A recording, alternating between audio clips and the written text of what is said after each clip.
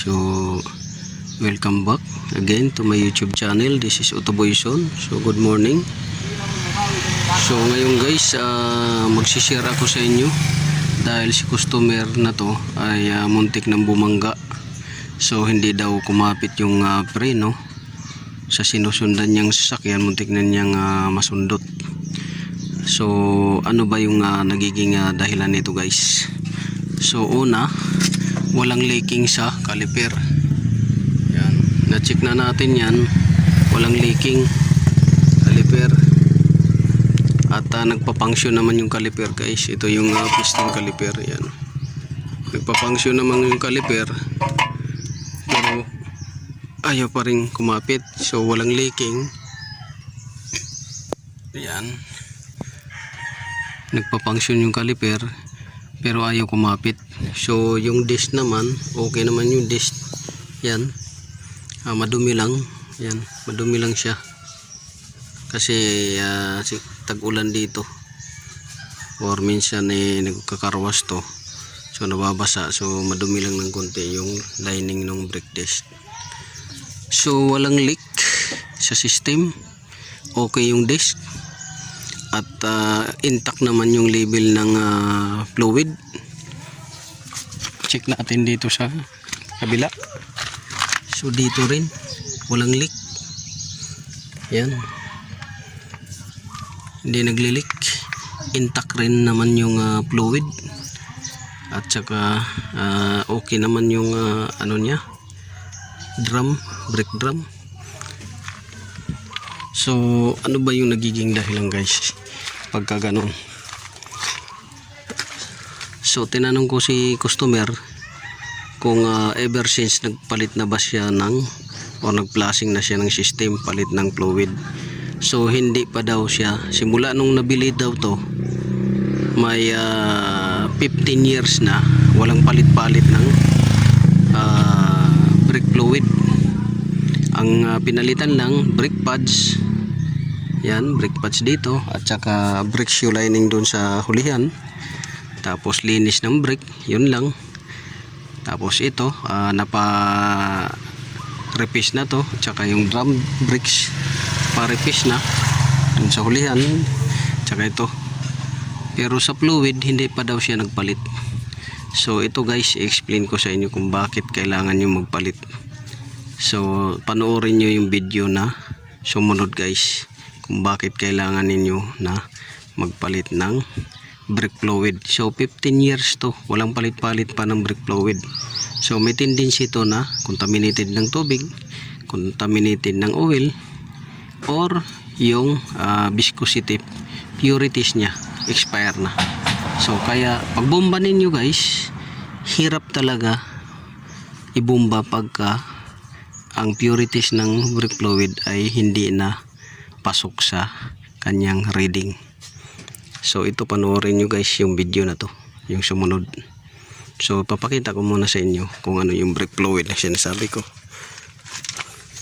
So ito guys, punta tayo dito.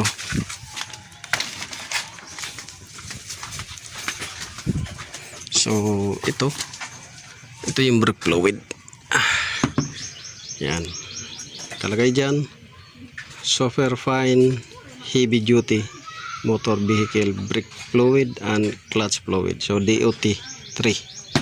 So dito may mga information dyan nakalagay. Kaya ito siya, ang recommended ko nito guys, every year magpa-flashing kayo ng brake system ninyo para maiwasan yung contamination. So every year, dali lang naman to mag-flashing or mag-change fluid. So ituturo ko rin sa inyo kung paano mag-change fluid. So yan ang fluid na sinasabi ko. So panoorin lang ninyo guys ang sumusunod na video. Magsishare ako patungkol doon sa nag-comment sa akin na bakit daw hindi kumakapit yung brake niya at parang mahangin daw.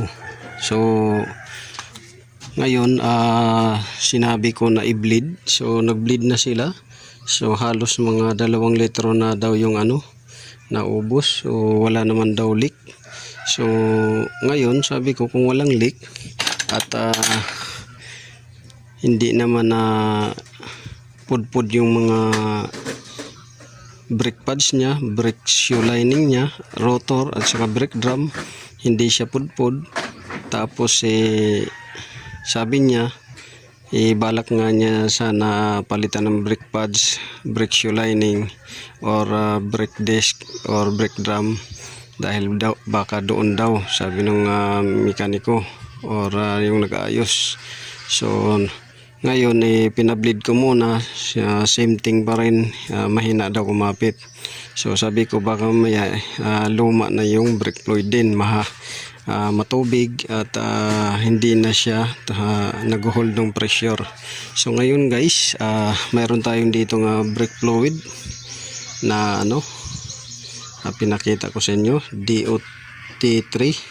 So sa typical na visual inspection or physical inspection, so ang good color ng brake fluid ay ito. So golden yellow ang good na brake fluid. So isang dahilan yan kasi na hindi ko makapit yung preno ninyo kung matubig na yung brake fluid nyo or expire na yung level ng viscosity nya. So ito yung good na brake fluid, golden yellow. So yan, yan golden yellow. So yan yung brake fluid na good. Ito naman yung brake fluid na contaminated ng tubig. So kita nyo, kung napapansin nyo sa reservoir cap nyo, ganyan na. So contaminated na yan ng tubig. So yan. So ang kulay talaga is kagaya nito pinakita ko, golden yellow. So ito yung kulay, golden yellow. Yung pure brake fluid. Yung contaminated ng tubig, ito. Yan, blurred siya. So hindi siya, medyo maputi siya dahil contaminated ng tubig. At ito naman yung contaminated ng oil. Golden yellow pero parang kakaiba yung kulay niya. Yan parang mayroon ng humahalo na oil. So yan, hindi na to pwede. So dapat yung ganito lang, golden yellow. Ito din na rin pwede ganitong kulay. I-check nyo yung mga reservoir nyo, tank para sa brake fluid at saka clutch master reservoir, baka ganito na. At ganito na rin yung kulay. So magkaiba yan guys ang kulay. Kung titingnan natin, yan, kaiba yung kulay. Kita nyo, ito yung golden yellow talaga na magandang kulay. Ito contaminated ng tubig, ito contaminated ng oil. Ayan may oil na siya. Yan guhit kay babaw yung oil. So yan yung isi-share ko sa inyo dahil doon sa nag-PM sa akin. Yan. So paano i-check to? So machi-check ninyo kung makailang beses na kayo nag-repair, nag-ayos ng brake fluid, pamagitan nito. Golden yellow, ito contaminated ng tubig at oil. So physical visual inspection ang pinaka first step na pero kung hindi naman kayo sigurado, dapat mayroon kayong ganito na tools. So brake fluid tester ang tawag dito. So ito, kung mayroon kayong ganito, ngayon masasabi ninyo na accurate yung pag-check ninyo. So ito, may nakalagay dito DOT3 4 at saka DOT 5.1. So yan yung kasi minsan may mga customer na, hindi naman lahat, may mga customer na ayaw pa nilang magpalit ng brake fluid dahil parang okay pa daw.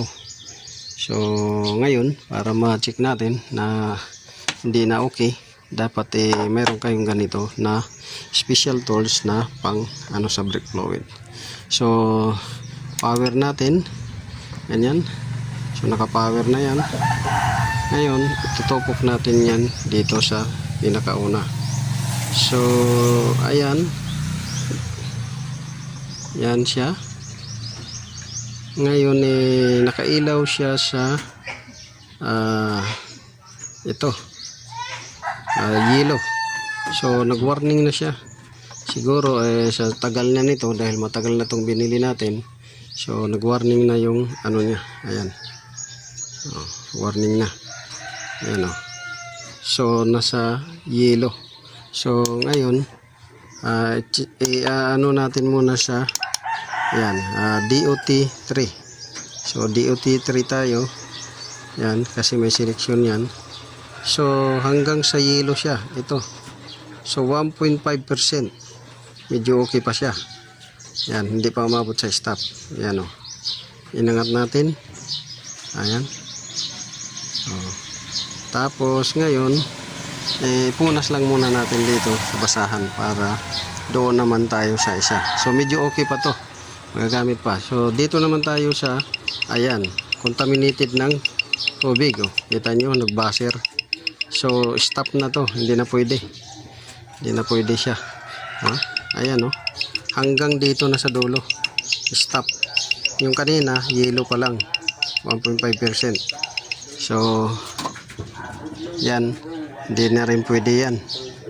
So kanina medyo pwede pa kasi nandun pa sa second yellow, ay first yellow. So ngayon sa oil naman tayo. Sa oil tayo, automatic hindi na umilaw yung yellow, diretso na sa stop. Yan. Ayan, umilaw ang ano. So kung itataas natin yan kasi nasa ibabaw yung tubig. Yan, ay nasa ibabaw yung ano. So good siya. Ayan green. Pero pagka inabot na doon sa oil, hindi na siya good. Ayan patay na talaga siya, wala na siya. Ulitin natin yung kasi may oil to so dito patayin natin para kitang kita. So patayin natin siya para kitang kita. So pinakauna, ayan, so yellow. So nasa yellow pinakauna. So 1.5%, pwede pa, DOT3. Ngayon punasan natin uli para maano natin. Ayan, wala na, nag-warning na. Yung pangalawa to na contaminated ng tubig. So yan. Ngayon punasan natin ulit siya. Punasan natin. Yan. Dito naman tayo sa contaminated ng oil. Yan. So contaminated ng oil, yan, hindi niya na-detect. Yan. Hindi niya na-detect dahil hindi natin maano yung kung hanggang saan yung oil, hanggang sa, pero kanina automatic diretso nagpula. So yan yung ano ko guys, masishare ko sa inyo. So kung mayroon kayong ganito, so makukonvince nyo yung may-ari na magpalit siya ng brake fluid na.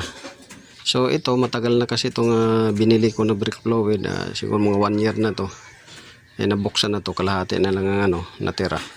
So ito yung laman niya, golden yellow. Ito naman doon sa yung hinigop natin na nag-bleeding tayo, at saka ito sa reservoir. Ayun. So yan lang ang masishare ko sa inyo guys. So visual inspection, physical inspection, pwede natin gawin. Ngayon kung hindi kumbinsido hindi mo kumbinsi customer, kailangan mayroon kayo ganito. Kasi ako bumili ako nito sa abroad, bumili ako nito. Ngayon nagagamit natin. So yun yung isang dahilan kung bakit hindi kumakapit yung preno ninyo kahit bago na yung brake pads, brake shoe lining, at makapal pa yung disc at saka drum, at wala namang leaking sa system kahit doon sa hydrovac at saka doon sa brake master or cylinder. So ito yung guys, yung purities ng brake fluid. at viscosity niya. So yun lang ang ma-share ko sa inyo. So maraming salamat. This is Otto Boyson. Sana'y nakakuha kayo ng konting kaalaman sa ating binigay na knowledge, idea. God bless you all.